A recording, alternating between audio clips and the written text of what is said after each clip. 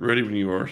It's the day after, and we are ready to go with what we have to take away from a game that is so frustrating. You guys want the details. They were so close in a number of different ways. How close was it? What breaks down and what comes next? Who performed well that we didn't get a chance to talk about because we were so fired up? That is all today on Locked On Chiefs. From the land of the free and the home of the Chiefs, this is the Locked On Chiefs podcast. Welcome back, friends and neighbors. It's another day. We are trying to deal with what happened. The aftermath is today. We're brought to you by Gametime. And if you want to go to the next game and try to see that in person, download the Gametime app, create an account, and use the code LOCKEDONNFL for $20 off of your first purchase. It is last-minute tickets. It's the lowest prices, and it is guaranteed. We have a lot to cover today. We are going to get it, but thanks for making us your first listen here on the Locked On Podcast Network, specifically with us. We very much appreciate that. We are your team every day for free on every platform. That starts here on YouTube, where you can like and sub and hit the bell. And you can also get us on Spotify, Apple, and everywhere that there is a free podcast platform, you can get us. That is guaranteed. 5 days a week, sometimes more. You can also get a little extra information on the text line at 816-357-8781. And we will get after it. I'm Ryan Tracy, the founder of Rogue Analytics and Performance Consulting, NFL33.com, where all the draft work has already begun. If you're not a member over there, go get signed up and check out the draft class. I know it's on your mind, as well as RGR Football, where we break everything down from a visual standpoint. You guys are really going to dig that as well. My partner, Chris Clark, runs all the numbers, all the cap, all the quarterback stats. You want to get over there at Chiefs Corner as well on Substack. We have a ton for you. We're going to take a look, particularly at the wide receiver snap counts, but who played well, who performed better than we imagined given the meltdown. Also, specifically, two guys that we have to shout out for their performances. But we start today with everything that was so within the Chiefs' grasp and yet so far away. And nothing says it more than a gorgeous play that I'm not even going to speculate whether it was planned, whether Andy Reid's seen them practice that. Travis Kelce threw maybe the best pass of any non-quarterback we've seen in 3 years. And I've seen a lot of them. I kind of dig those plays, and he's never been able to pull that over before. It's a shame that it didn't go, but it brings me back to it's the little details that cost him these plays. There's going to be an opportunity to do them again. I expect the creativity to be there, and I expect that they're going to be able to complete the next one or whatever. It may not be an actual pass, but I think that they're very, very, very close after watching this game again. Where are you at? I think they're close. I think you have to be frustrated because they didn't win this game. And the big deal that you have to get and take into this next game is with the Patriots, which is coming up right around the corner, is you can't continue to beat yourselves.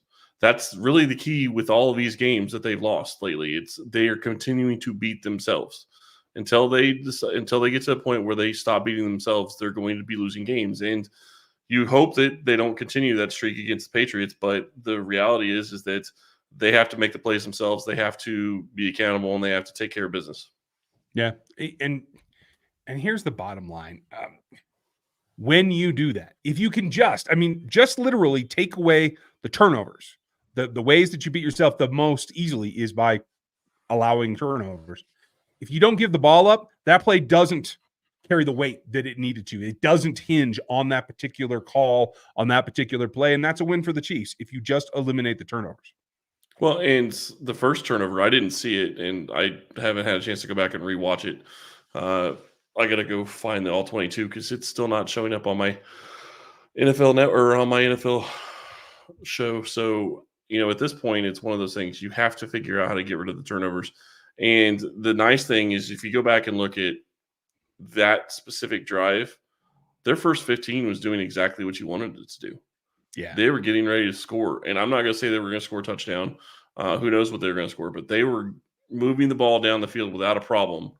And then that one turnover happened and everything changed. And while it seemed like that would only take maybe 3 or 7 points off the board, it was almost like you could argue it was almost like a 17 to 21 point swing because the Bills went on and scored 14 straight. It was a rough start there. The defense obviously recovered. There's a lot to talk about there and why and how and whether the motivation comes from. But you're right. Everything was going exactly as we had discussed on Friday's preview show. Folks, we did lay that out. the quick pass game was moving. You were able to make completions. Patrick wasn't lingering in the backfield. He wasn't allowing himself to be pressured into mistakes. The run game was working. It wasn't as punchy as it is with Isaiah Pacheco, but it was grinding it out. It was getting some chunks, 5, 6, 7 yards at a time. Maybe the best effort, as we said last night, from Clyde Edwards-Helaire that we've seen in several years. It was a grind it out, and everything was on track. But this is what happens when you have to slow the pace down, where you're using fewer possessions because your time per drive is elongated, at least compared to what we've seen in the past. For an average team in this league, and she's running on perfect tempos, is that they've always scored so quickly on a given drive over the years. It feels like it's longer. When that happens, you have fewer drives of opportunity to recover from a mistake like a turnover, and that's what does this in. Yeah, and you have 2 of them in this game, and both the times they turned the ball over, I believe it was in opponent's territory. Maybe Rice's was right on the cusp of getting to the opponent territory, but they're driving the ball. They're making plays. At least they weren't, giving the defense a short field. But the defense came out and made stops right after those. Buffalo was one of the best teams in the NFL at scoring points off turnovers, and they didn't have any against Kansas City. Yeah, and that's what it comes down to. Now, there were some other things that were also very close, a game of inches. It certainly was when you're lining up and trying to get right. What we've seen some visual evidence today is that what we had discussed last night, and I'd reported over on RGR as we had seen a couple of replays, is that Kadarius Toney actually did his job. He's gotten a lot of ire. Stephen A. Smith owes Kadarius Toney an apology. I will tell you that today. He did his job. He asked for a check at the line. We have visual evidence of that from someone who was in the stands right on the line of scrimmage. And from that particular vantage point, I don't see any reaction, confirmation or otherwise, from the official standing at the stick on the sideline. So I can't fault Kadarius for that. He gave it a shot. He asked for something that is routine on every single play and didn't get a response, at least that we could see from that vantage point. Yeah, and it's interesting. The 2 CBS reporters that actually said so after the game that he had checked with the sideline reporter have deleted their tweets since. Kind of wonder why that happened. Yeah, that's a PR request from the league. That's all there is to it. It has nothing to do with being based in reality or not. That is a management of the situation and your public image. That's all that is. Visual evidence is going to tell you every time. We hope that we can give some more, and if I can find it once we have all 22 out and about, we will let you know that as well. So that's the slim margins, so close on every aspect of this ball game. Some things were not close. Some things were rock steady, and a couple of guys that we need to shout out are coming up next before we get to the player counts and player performances. But first, message from our pals and the way that you can get to the next game.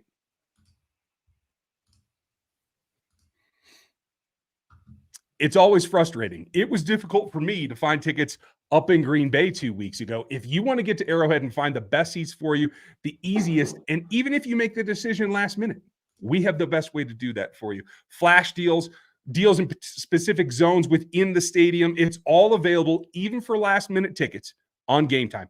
You want to go check them out. They do the greatest job of giving you the best options for your tickets at the last minute. It's great guarantee. You 110% credit on any difference that you find on any other major site. The zone deals will take you up to 18% discount in savings. That is significant. And they make it easy. My favorite aspect is that you get to see the vantage point from your seat before you ever get there. It takes the guessing work out of buying tickets. Gametime's the way to do it. All you got to do is go download the Gametime app to any device, create an account, and use our code LOCKEDONNFL. That's good for $20 off of your first purchase. Right there, plain and simple. Terms apply. All you got to do is create that account and redeem the code. That's LOCKEDONNFL. That's all one word, for $20 off of your first purchase. It is that Gametime app. It's last minute tickets. It's the lowest prices, and it's guaranteed.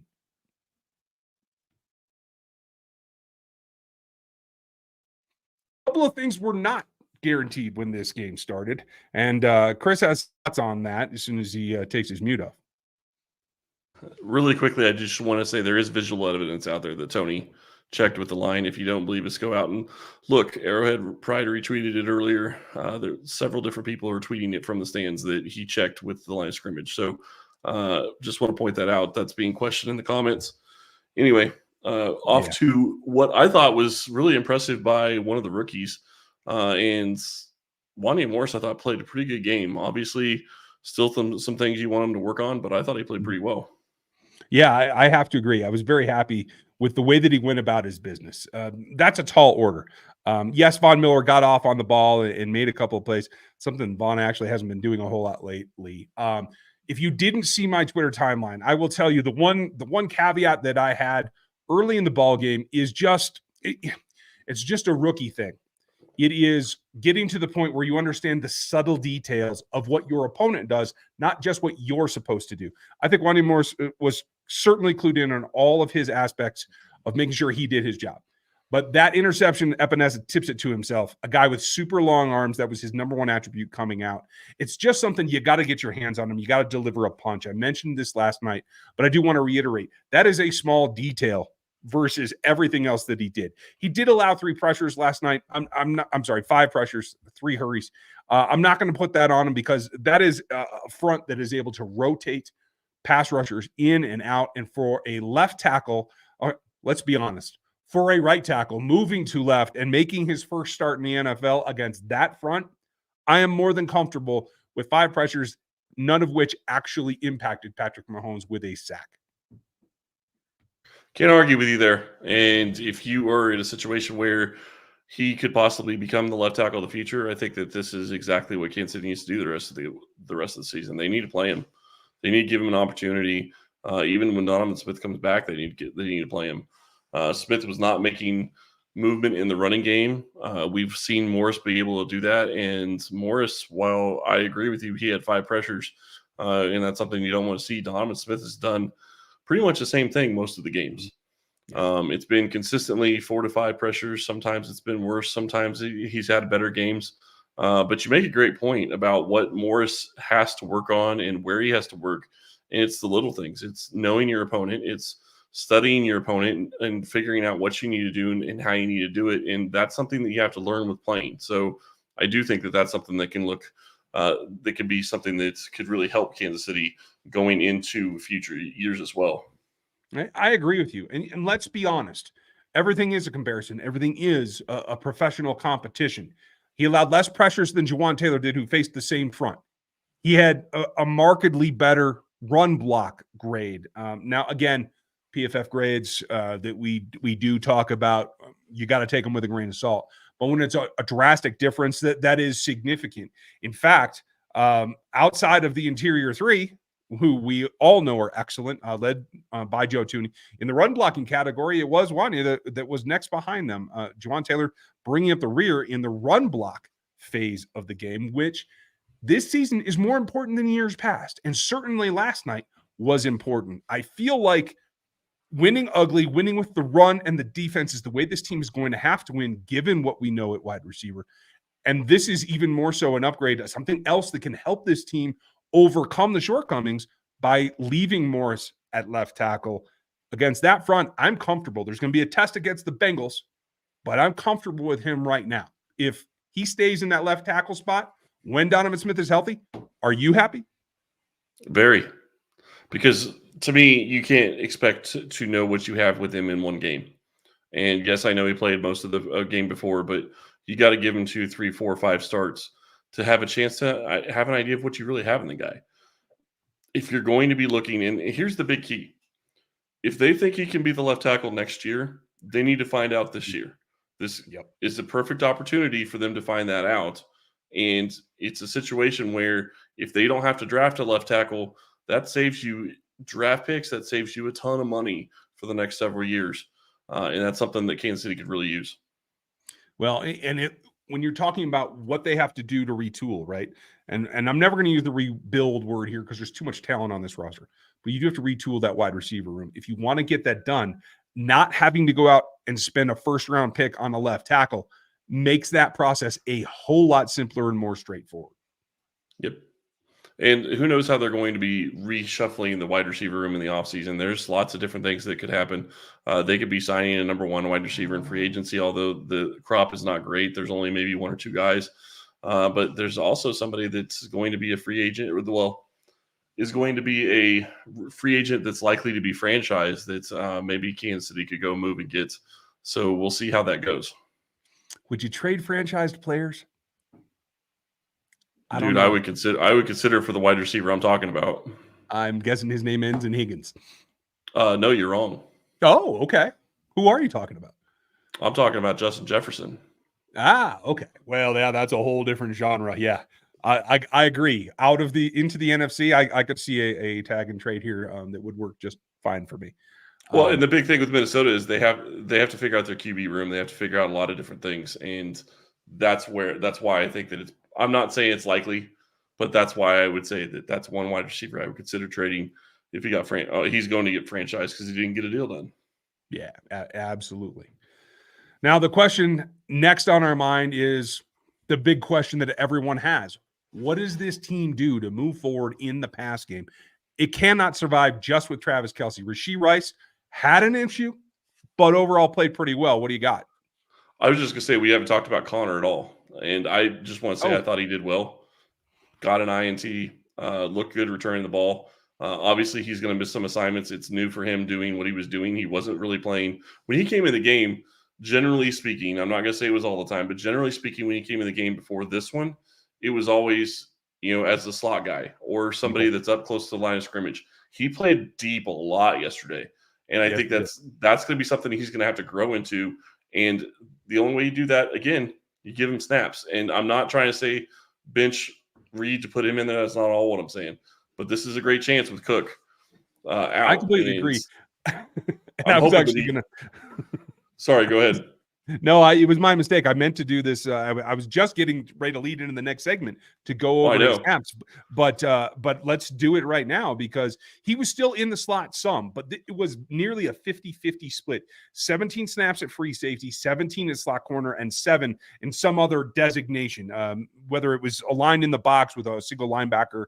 PFF is going to call you a linebacker at that point, or some other linebacker alignment. So a 50-50 usage pattern. And I'm glad that you bring that up because it is significant because to this point, what did he get? 54 snaps? No, I'm sorry, 44 snaps last night. He had played 69 at slot corner previously, and he had been in the box for 39 snaps. All but 2. Only 2 snaps had he played safety so far this season. Aligned free and high. That's significant. Now, that said, is that his best alignment? No, but this is what happens when you draft talented guys that are versatile. It's because if you lose a Brian Cook, and for this most of this season, Brian Cook's been playing very well, but he hasn't gotten the limelight because he's been playing that last line of defense role. Now you get to see just how important that role is. But the limelight he has gotten, he saved. I'm not so sure that he didn't save the game, and I wish I could remember what game it was specifically, but somebody was breaking free long down the field and Cook ran him down. Mm-hmm. And if they score a touchdown there, it's a completely different ball game than it was by them, I think, getting a field goal. So you see that. You don't see it much, and you hope you don't see it a ton because he is playing the last line of defense. But his speed makes a difference on the back end. Oh, yeah. Undoubtedly. There is nothing more important than that. And speed's a killer. For those of you who follow the athletic matrix, what I'm talking about, it's acceleration, change of direction, and that long speed. And I hate to quote a former Raider owner, the original, but he was right. Speed kills in this league, and it always will. It does, and I do think that that's going to be a big thing for Kansas City going forward. I hope that Cook's able to come back for the playoffs. But the other thing that you have to like about this is it's getting Connor snaps in the defense where you're not taking your starters out on purpose, and he's able to grow. He's able to learn. He's able to do other things in the defense for this unit in the future. Now, as I started to roll before, what can they do at wide receiver? How could it look? What does this game tell us? We're going to get to that right after this.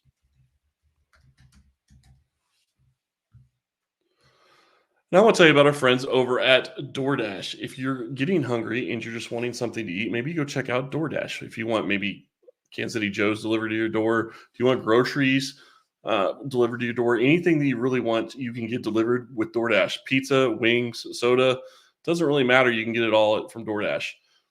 Maybe you want to get some food for this Monday night game. Go check out DoorDash, get some food delivered, and thank us later. All of your favorite restaurants and stores from retail to grocery are on the app, so you can shop everything you need to get game day ready. Get 50% off up to a $10 value when you spend $15 or more on your first order when you download the DoorDash app and enter code LOCK23.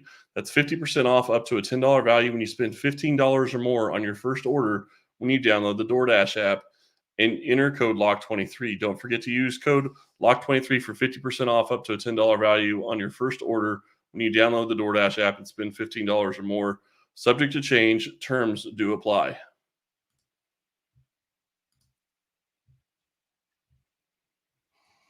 Okay, before we get to wide receivers, I do want to address folks who are looking for visual evidence.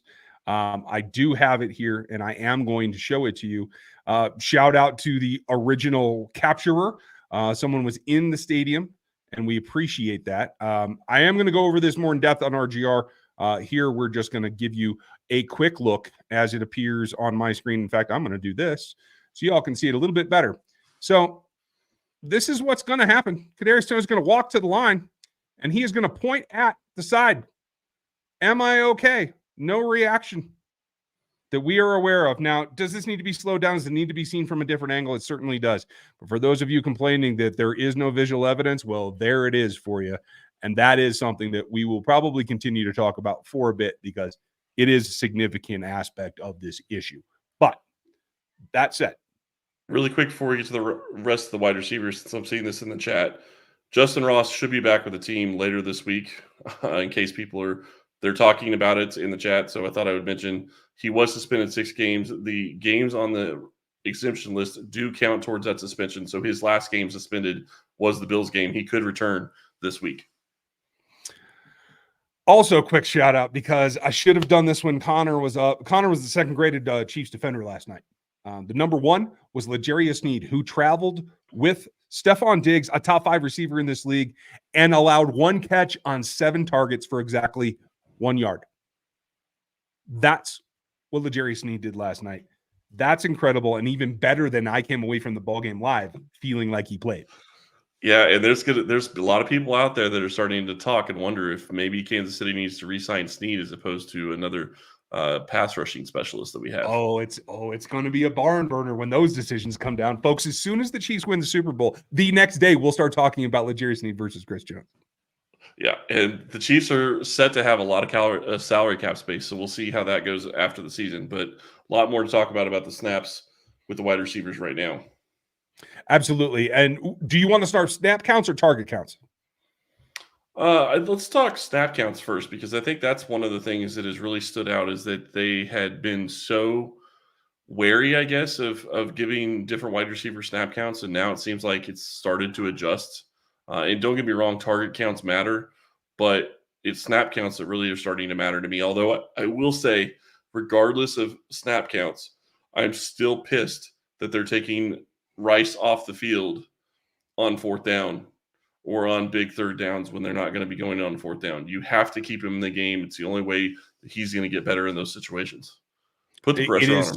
It is situational awareness. And for those of you that are listening live, make sure you like, sub, and hit the bell over here on YouTube, because right now I have some snap counts up in front of you on the screen, and that's a good visual reference for us. You can also see some of this stuff on the Locked On Sports Today feed, where we have all kinds of stuff coming. So check that out and subscribe as well. But what you see here, I have it sorted by position group just so we can try to get a lay of the land. Said Kadarius Toney, in on 19 snaps. 29 snaps. 19 of them were passes. So not in there. That's an improvement. Yeah. No, but that's an improvement. That's actually, honestly, I know people are pissed off at Toney for the last play, but I thought he played well, and I thought he played well in a different role than he's been in, and the Chiefs used him well. Agreed. I was actually really happy with him. I was worried about contact. It's a different thing when you go in between the tackles as a running back. I do expect that we'll see it more, and I think he actually performed pretty admirably for a guy that's that slight. And like you said earlier, it's going away from the cautious nature of what we've seen Andy Reid do to this point. Yep. And it shows that they're trusting him to be on the field, and they're trusting that he's going to be a guy that can stay away from the injuries. I think that they have limited him. I know that he's still on the injury report. I don't think it's necessarily that he's still maybe necessarily really hurt. I think it's more of they're just trying to make sure he doesn't get re-hurt before the playoffs. Agreed. This is weird when you highlight stats in this way, but I do want to point out snap counts here. This is significant because you saw one problem I have, we'll talk about in a second, but you saw together barely Marquez Valdez-Scantling and Justin Watson barely beat out the number of snaps for Rashee Rice, who led all wide receivers in snaps. And let's see, Justin Watson barely beat Kadarius Toney.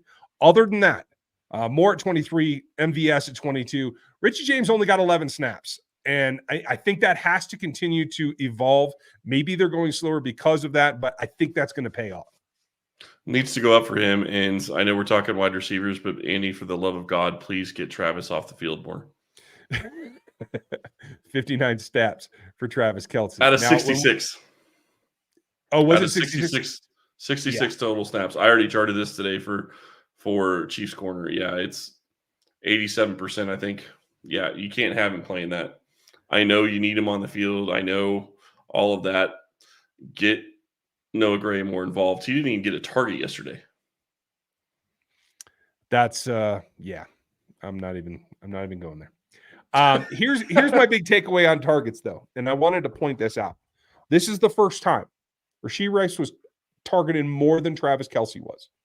And I think that's what we have to see is the changing of the tide, the turning of the page, the whatever you want to call your cliche. That has to go forward to save Travis, but also to continue to force the ball to Rashee. Now, I know everybody's pissed off about dropping the ball and getting it yanked out. That was a good play by the defender. It was him trying to make a little bit extra when he probably just should have gone to the ground, something that Travis himself has been guilty of in the past, and he will tell you. But do me a favor, scroll to the right, because I want to make sure this is pointed out. When you're saying that, you also have to realize if he does that, keep going over to the right. What am I looking for here, brother? Look at his yak yards. Yeah. Leader. If you just go to the ground, you're not going to get those. And his ADOT, which means his average depth of target, is only 6 yards. So he is getting really probably what would you call that? Short yardage targets and creating more that way. What was it? Almost 7 yards per reception of yak.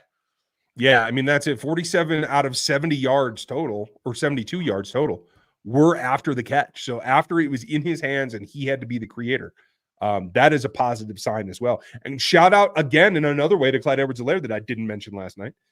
Second place in yak at 36 yards. Pretty good. The screen game was running tight last night, and that's something that has to continue.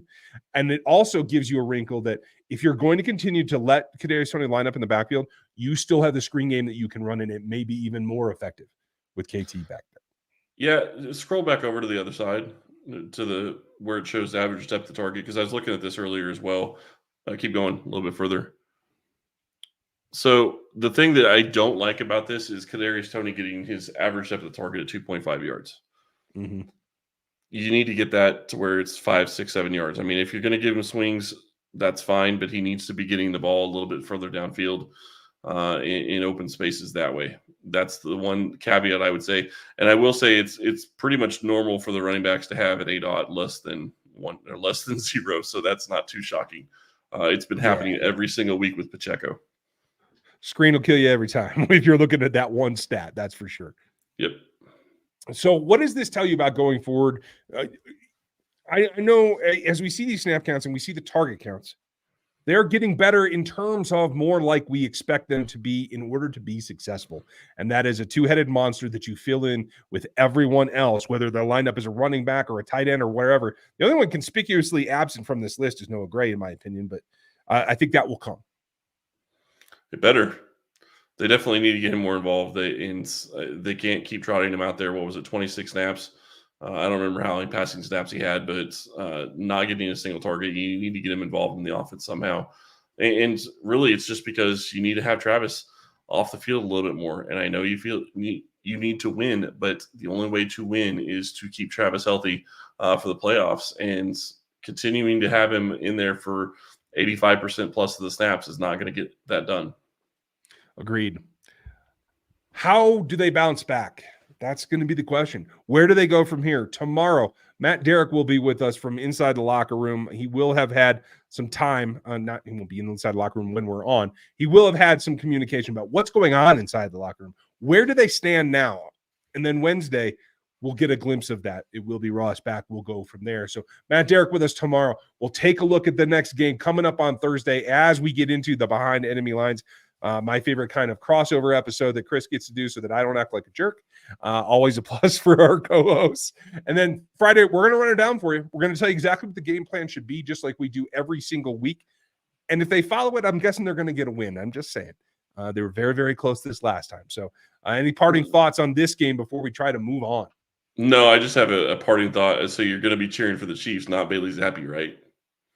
I'm going to be hoping that Bailey Zappi does well and Snead takes the ball away. I'm looking for yardage, not points from Bailey. For those of you not familiar with this show, Bailey was my sleeper in the quarterback class 2 years ago, 3 years ago, whatever it was. And now he's finally starting to round into shape. A little bit slow, but he's getting there. Well, definitely will be something to watch. It certainly should. Thank you for spending your time with us. We really appreciate it. Matt Derrick with me tomorrow. We're looking forward to that. We're going to chop it up after all of the hubbub that's going on around this team right now. It should be interesting. So make sure you like, sub, hit that bell here on this channel. Get subbed on Spotify as well. You can download it twice if you like. You might as well go over to Apple as well. But we are free on every single platform that you can find out there in existence, and maybe some that haven't been invented yet. So check those out as well. We appreciate you. Check out the Locked On Sports today. I'm actually a hit on there today as well with Peter Bukowski. It was kind of fun. You're going to see a lot of good content over there, and it's constantly streaming. So check that out next. Have a great one, and we'll talk to you tomorrow.